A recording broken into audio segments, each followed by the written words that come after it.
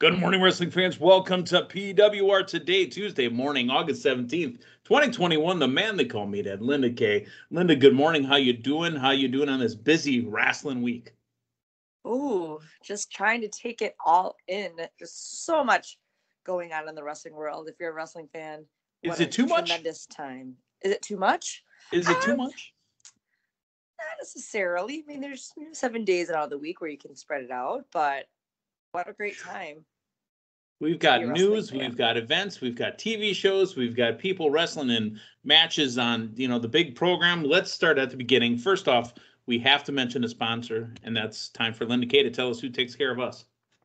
Collar and Elbow takes care of us at PWR today. Make sure to go to collarandelbowbrand.com. Check out the latest and greatest in wrestling street fashions. Check out the summer sale. It is still summertime, as we know it is Summerslam week. So make sure, yes, that too. Make sure, go once again, collarandelbowbrand.com.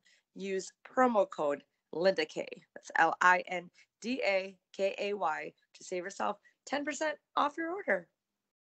Fantastic. All right, let's talk a little bit of quick news here. First off, our pal, the kid with the fanny pack, apparently tweeting out and posting on Facebook that he will be down at the First Dance down in Chicago, where one Crazy Mariachi Punk is expected to debut. Again, our buddy Cal, our pal Cal, looking like he's going to be on AEW Dark. Absolutely. What tremendous news. Our former senior intern, Cal Hero, climbing up that ladder, climbing. And now he's going to be at the First Dance, second episode of Rampage, at least that night. Probably, it could be Dark. It could be Rampage for all we know. Who knows? Could be into that. He could show up on Yes. Rampage. You never know. Fanny Pack Kid will be there. So exciting to hear that. And I mean, kid that with night the fanny is pack already, making moves. yeah, already a hyped up night with, that Crazy Mariachi allegedly showing up there as well. So, can't wait. And that's I said it in that way to kind of lean into the other story that we had on CM Punk. His return to the sport, the professional wrestling industry, is so mainstream. They're even dropping him on highlights on the NFL Network. Turned the highlights between the Bears and whoever they were playing. I think it was the Bears and Dolphins. They said rookie Justin Fields' debut at quarterback for the Bears is the second most anticipated thing that happened in Chicago this week, not including the possible return of CM Punk in Chicago. Is this guy that over in the Windy City? Absolutely. I mean, just him being a huge Blackhawks fan and just obviously Cubs, everything else. He makes it known how much he supports Chicago sports. So right, his ring gear always has the stars on it. Yes, so just a little homage back to that Crazy Mariachi. Yeah, I like calling him Crazy Mariachi. We're not referring to anybody in particular, just a guy named Crazy Mariachi. Mm-hmm. Do you remember when that debuted? It was Punk. I think it was Punk going up against Chavo when CM Punk was the ECW champion, if I'm not mistaken. Mm. And I think Chavo was going after it, had a celebration of some sorts, and a Crazy Mariachi attacked him. It all ties in together. It sure does. All right, one other bit of news, too. PWR Today, we don't do spoilers, right? That's not kind of what we do. This is news enough that we got to bring this up. It's not a spoiler per se, but it is a spoiler for the TV show. When Moose was carrying around the TNA championship, it was unrecognized up until, I think it was just last year, April 2020. He lost that belt once they legitimized it again to Rich Swann, when Rich Swann was the Impact Wrestling and TNA champion as well. With Christian Cage defeating Kenny Omega was carrying around both belts up until last Friday. Now Christian Cage is carrying around both belts. Well, at the tapings for this Thursday's Impact, Christian Cage has retired the TNA championship. Your thoughts on the lineage and the path forward with just one championship belt now in Impact? Well, I mean, that's interesting that immediately after Christian obtains that Impact Championship title, the TNA one gets retired. I feel we can move forward with just one, so there's less confusion and why there's still two of the belts going around between TNA and Impact. But I thought it was good. I thought it was a good thing for Moose when he was carrying it around, and then they legitimized it at one point, and then he instantly loses it. Right. I mean, I guess moving forward, it's okay because it is just that one title now with Impact as a whole. Yeah. Well, I guess that was surprising to hear, but new champion. Let's bring it down to one title. Maybe there's more that we'll see perhaps this week on AEW about the reasoning as to why as well. And on real quick SummerSlam notes as well coming up this Saturday. Updated mandates by the CDC. Masks will be required for all performers, all workers, and all people in attendance, including the Mott's, the Matthew on the streets, Matthew Thomas, will be wearing some form of a face covering. Your thoughts on the updated face covering mandate put out in Clark County, Nevada? I'm going to assume that the numbers in Clark County have risen a lot. I mean, just tying in locally, we have parts of Wisconsin that have now mandated masks for larger events, like Summerfest, for example. Some theater venues that are now requiring that. And,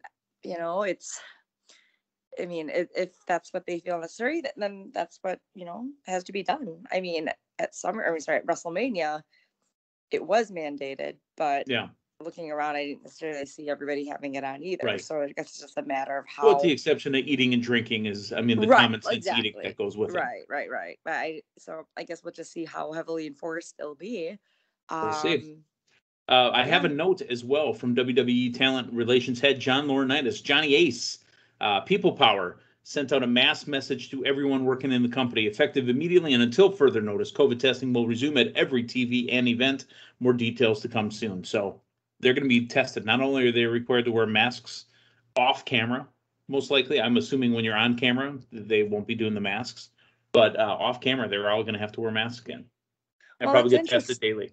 Right. I mean, I get that, but that's also interesting because they are some of the talent are high-fiving fans, taking selfies. Nikki Ash drinking their beers, stuff like that. That too. I was just going to say Nikki Ash going to the crowd, but yeah, the whole beer drinking too. So I guess it's still just a matter of taking it day by day and just adjusting as needed for the safety of all. Okay, let's talk about Raw from last night. It opened up with Randy Orton, and after what happened last week with the RKO on his partner in RK Bro, Riddle, is that the end of RK Bro? I really had a feeling of where all of this was going, but for the first time in a long time, even though it was predictable, we're going to talk about the whole segment here. We'll skip throughout the show and just talk about it. I was okay with it. I was happy with the finish, the way it went. Here's what we had. We had Randy Orton saying, Riddle, we're done. Knock it off. You annoy me. We had Styles and Omos basically, making fun of him. There was going to be a singles match between Riddle and Omos. And, Randy Orton left him at ringside, right? Oh, no, it was Riddle and Styles. Excuse me. Randy Orton had his match with Omos. And while Randy Orton was getting attacked, here comes Riddle to save the day. At the end, hugs, kisses, RK Bro is legit. Matt Riddle and it's Matthew Thomas's Matthew to watch in 2021. Matt Riddle has some of the best facial expressions I've seen in a long time. This dude looks legit happy to just be around Randy Orton. Like, he idolizes him. Oh, okay? I'm sure he does. Like a big brother. Absolutely. So they challenge, and they get it. This Saturday at SummerSlam, Randy Orton, Matt Riddle, RK Bro will take on the Raw Tag Team Champions, AJ Styles and Omos. Predictions? Well, the lead up, just like you enjoyed, I enjoyed as well. Even the way it ended last week on Raw, it kind of gave you some doubt that maybe RK Bro was not going to happen. But it sure did last night when Riddle, showed his love and dedication to the Viper, who, again, just as you mentioned, Riddle's facial expressions, I love it. It brings me joy. It brings the crowd joy. And I anticipate a title change taking place at SummerSlam this weekend with RK Bro being the new tag team champs. Even when Randy said he's going to get hit with the three most devastating letters, RK Bro. See, that was funny to me. Yeah. Perfect timing. And again, that's just the way it's supposed to go. Yeah. Raw Women's Champion Nikki ASH taking on Rhea Ripley. I'm losing interest fast in the Charlotte and Rhea. And again, the one that's getting the best rub from this is Nikki ASH because she's going up the ladder. But we've gotten this every single week. I need SummerSlam to be here today and get this over with. Yeah. There's 3 of them, so we've gotten different variations of matches between the 3. If this were WWE versus Raw versus SmackDown, it'd be a 1-star. If this were the video game, because it's been done to death.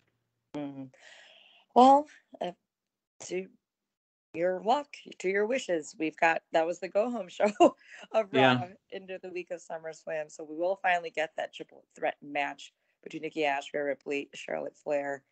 I too am ready for it to take place. I wish they would have Rhea Ripley she's obviously more of a face, but I want her to be firm as whether she's a face or a heel. I want to see more just Rhea, Charlotte out of this.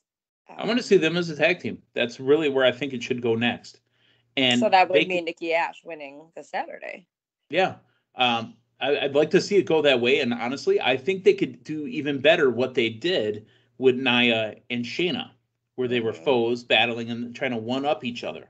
I think they could do that even better. Now, we'll do the same thing we did with RK Bro. We'll talk about Rhea and Charlotte. It went from Rhea versus Nikki ASH to arguing to, why don't you get yourself a partner? We'll have a match at the end. And here's a match at the end. And she gets Nia Jax with her former partner or still partner, who knows, playing with a deck of cards.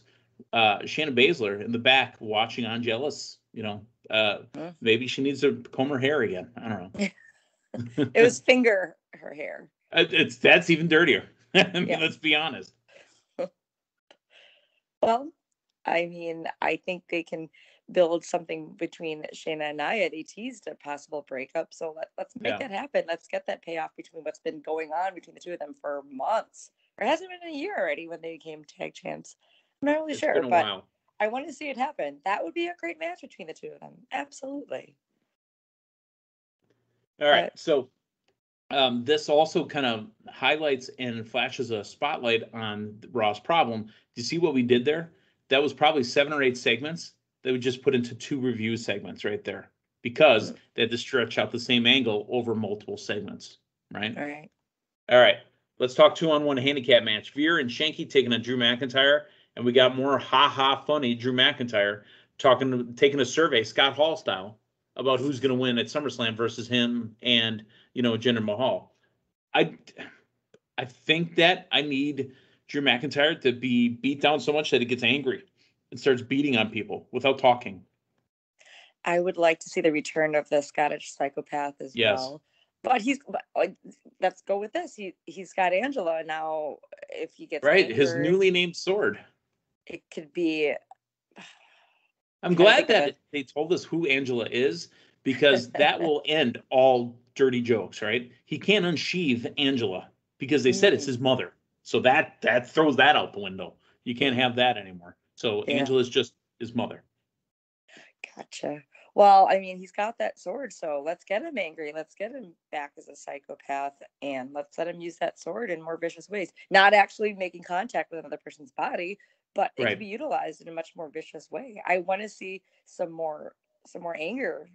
I do too. From Drew McIntyre. Okay. Perhaps, this could be a good way to get it, having him be attacked. It could be a 3-on-1. Have him lose that match. Maybe they take his sword again. Maybe, and maybe it's the real sword this time. Yeah. Let's talk about Moist TV. I didn't think I was going to like it, but I actually did. Moist TV is dumb. It is very dumb, but it's pretty funny. And you know what? They're planting the seeds for us of a Miz Morrison match. Finally, how many years in the making has this been? Forever. Right? Have they ever competed against each other in face versus heel? Maybe a one-off in a tournament or something, but yeah. I was hoping it wasn't going to come that quick on Moist TV, that this breakup was going to happen, because I was like, no, there's got to be more of a lead up. This would be a huge match for a huge pay-per-view. But again, it was just this could have been a SummerSlam match, but they didn't do it. Could have, right. Well, maybe it may have been, but the delay of the injury, or the alleged injury, I guess, as we may have saw last night on Raw, even though we know it was an injury, but right. in Morrison's eyes, it was not a legit injury, or it was, but just not spoken to the fullest, the truth, the extent because of that. What we need, and we've been getting it with Miz technically injured in the wheelchairs, Morrison solo. And we need Morrison to become a breakout star. Right. And I mean, go ahead. I was just say the comedy factor though with the wheelchair and the dripsticks have been. We would have missed a lot if we didn't get that opportunity to see that. So they utilized. They're given the situation with the injury and whatnot. That was a good way to. So how long has it been since Morrison's been back? At least 2 years, right? Yeah, close. Where he showed up on SmackDown one day, hanging out with the Miz. Yeah, I remember he had to compete solo at WrestleMania last year, that 3-way ladder match. Yeah. So, I'm going to say like late fall or winter maybe of 19. Yes, that sounds about right. That sounds about right too. Morrison's not a spring chicken by any means. I know he was on the last season of Tough Enough on MTV, not the USA version, but he was on because he was Johnny Nitro. I mean, John Morrison was there when Eric Bischoff was running Raw. That's how long ago it was. Yeah. Yeah, and I'm glad we've gotten him reintroduced to a wrestling crowd that may not have known him from his previous years at WWE. Right. And as we've gotten to see these past couple of weeks, just his solo in-ring work, and every match he's been in has been stellar, no matter which opponent. I mean, just think about him and Ricochet. We got in those numerous matches. I want to see more of that. And what did we say? We said those are matches that we didn't know we needed, and they were amazing matches. Absolutely. So I'm glad we got that tease. I feel there will be some shenanigans this Saturday at SummerSlam between the two of them, but at least last night we still got to see, a little reuniting at the very end. A little bit. I mean, as we saw the New Day walking by, that was kind of fun. Yeah, that was fantastic. Yeah. New Day walking in going, oh, let's do this, and then put up a shirt and a dry erase board. It did give us the Miz versus Damian Priest. Damian Priest with the easy victory, staring down Sheamus at the commentary table, using his finisher to finish off the Miz. There's a little bit of steam there. I honestly think it's a toss-up between Priest and Sheamus. Sheamus hasn't really had a chance to do anything with that belt. Who's he wrestled? Humberto Carrillo? I mean, Ricochet? I mean, that's it. Now he's got a credible opponent in Damian Priest. His title reign looks like it's nothing if Priest takes it right away, or he defends himself against a stronger opponent, and then Priest is back to the line. So it's 50-50. Yeah. I mean, we can't expect every title to change hands at SummerSlam, so I'm not sure on that one as well. Mace taking on Mustafa Ali, which is ironic because if it's Mustafa Ali, how did Mansoor, and I practiced it again, Mansoor win the match? Should have been Mace and Mansoor with the win. Now, Mustafa Ali was the one that put his feet on the back to get the tricky pinfall. These guys are faces now. Yeah. And the leader of the Retribution, who got kicked out of Retribution no more than 4 months ago, is now a face. Well, it's Retribution no more, and I think that Ali was always a fan favorite, and I think him being back in his hometown Chicago last week helped revitalize that and re-energize. Wait, he's from Chicago too? I didn't hear anything on the NFL Network about that. Oh, okay. Well, still, I believe, yes, that he is a fan favorite. Let's let that rise. Let's let that continue. And I love this pairing between him and Mansoor. Darn it. Sewer. I've been thinking sewer. I finally got it when I thought of sewers. So it's sewer. Mansoor. I like it. I like their relationship. It's not quite as huge as RK Bro as far as that pairing, but it's similar. Right. It's getting there. I'm liking it. I think the fans are digging it as well. NXT champion Karrion Kross returns against Jeff Hardy. I have a bone to pick with Karrion Kross. The booking of him on Raw has been funny, at least. Again, this is not something we would normally pay attention to with anybody else. He's 3-2 on Raw. Singles wins twice against Hardy, once against Keith Lee, and losses against Keith Lee and Jeff Hardy. All right, so he dominated Jeff Hardy last night. Mm-hmm. I have a bone to pick with, what's the name of his finisher where he's holding the side of his head like he's going to sleep? It was on the tip of my tongue. It's not Cross Jacket. What's the other one?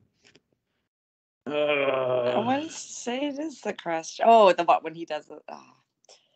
Yes. It might be the Cross Jacket, but while it looks cool, if you're looking at that submission, what is his hand on his head doing?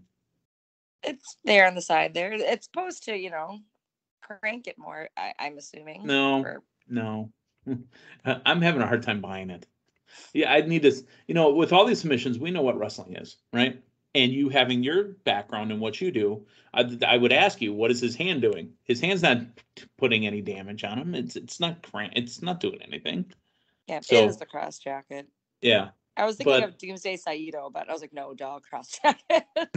Yeah. So I have a problem with it.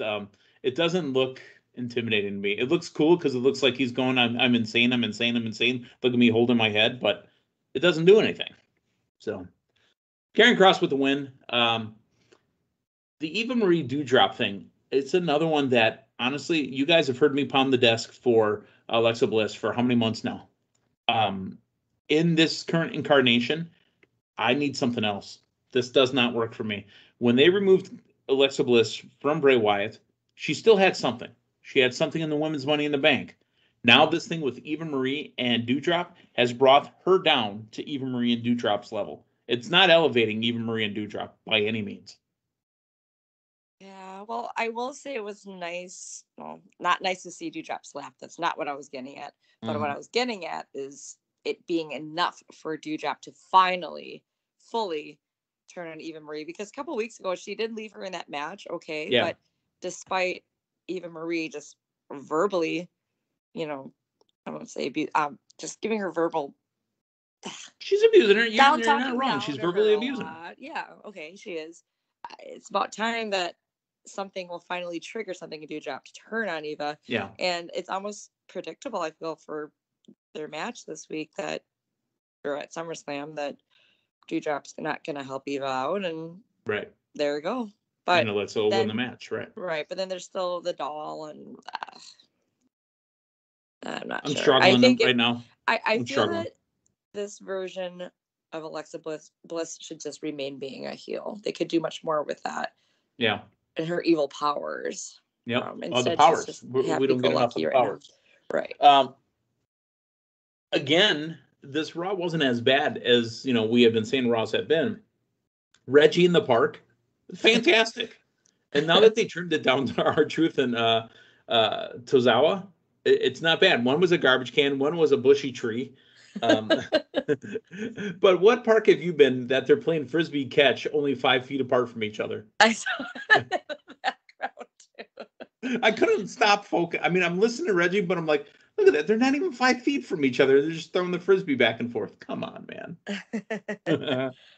Well, just a little something in the background I'm loving what they're doing with R-Truth and Tozawa. And like you said, instead of that train of superstars going after the 24/7 title, I like this trio that they're having with Reggie, just because we're getting to see unique ways of Reggie escaping them, and he's telling us where the flips came from and everything else, and he flips over his car and gets in the car. Yeah, we're learning a little bit more about him as well, while we're having more unique ways for R-Truth and Tozawa to go after the title. We've seen R-Truth do this many times, and favorite one was when he was in the waiter tray when in the hotel room with Drake Maverick, but now we're getting it with Tozawa as well. And then just having R-Truth and Tozawa going in face to face with one another, saying you like that. Yeah, that's it's fun. We'll see. We'll see that throughout. They're going to be in Vegas. We got to see that, like downtown at Fremont Street. We got to see it on the Strip. Yes. Absolutely. So maybe the Mott's will actually get a cameo. Ooh, maybe the Mott's will be backstage on something like that. Oh yeah. All right, we talked about Nikki Ash and Rhea Ripley, Charlotte Flair, and Nia Jax. Charlotte tagged herself in and smacked Nia on the booty. What was up with Nia and her booty last night? She did a stink face in the corner for honestly 40 seconds. Just kept rubbing and rubbing and rubbing and rubbing and rubbing and rubbing and rubbing and rubbing. And then Charlotte smacked her to tag in. And then Shayna's in the background. Like I said, you said, running her fingers through her hair or whatever it was. Just weird vibes today. Well, I guess it's another way to keep the other some more interest with the other women's tag teams. Because right now, it's really, I mean, just the women's division on Raw as a whole. I mean, Yeah, obviously Natty's out injured, but it's really just focused on Nikki, Rhea, and Charlotte. And then you also insert Nia and Shayna, which again, I feel they can do something more with the two of them. And I think now is the time. Let's absolutely. keep things being kabuki. It's Yeah. adding a little more fuel to the fire, I guess. Let's talk the main event segment. Lashley and Goldberg. Um, it's exactly what I expected it to be. If he needs to pull his son with him and he needs to leave up the ramp, why did he leave his friends, the football team, at ringside? If I'm Lashley or MVP, I'd go after the rest of the football team. That's not his son, so. I guess. Hey, you want to come out to San Antonio with us? I know we're all from Phoenix, but I'm going to leave you at ringside. It didn't do anything for me, is I guess the point I'm trying to make. Yeah. And if with it being the go home show to Raw, I was hoping for more than just a spear onto Lashley Right. to really, you know. I think Lashley retains this Saturday, and I think it's going to be a 5-minute match. So why Right. bring Goldberg in for this? He's got a contract for X amount of dates per year. That's right. That's right. Okay, that makes sense. He's probably got a Saudi Arabia date, and he's probably got a Survivor Series date. Spear versus spear. I guess. All right. Well, hey, that is PWR today for Tuesday. And we didn't do too bad with all the news. Again, it's a super busy week. Tonight, we've got NXT. There's big news on NXT that there may be changes coming literally tonight. They're going to go back to taping NXTs. They won't be live every week anymore. Then we've got AEW tomorrow, Thursday Impact. We gave you that little bit of news on what's happening Thursday in Impact. Friday is jam-packed. You got SmackDown for 2 hours and then followed by a live Rampage, The First Dance, and the possibility of that crazy mariachi, who is also a star on the show Heels. We'll get to that at some point this week as well, the debut episode of Heels on Stars this last week. I'm interested. It's a little too drama-y for me, but I'm still interested. So breakout star so far in that Stars, by the way, do you remember James Harrison from the Pittsburgh Steelers? Massive dude, massive linebacker for the Steelers, played with the Bengals a little bit too. He's one of the wrestlers in there. I'm sure once I catch up to that first episode. There was talk that he was actually going to WWE when he left the NFL, but massive dude. I think he's got a great look, and honestly, this show is doing nothing but helping him. So if he ever wants to wrestle, there's probably a place for him. So. Okay, well, that is it. Again, we got tons to get through this week. For Linda Kay, I'm the man they call Meathead. Thanks for stopping by. We'll talk to you tomorrow morning. So long, everyone.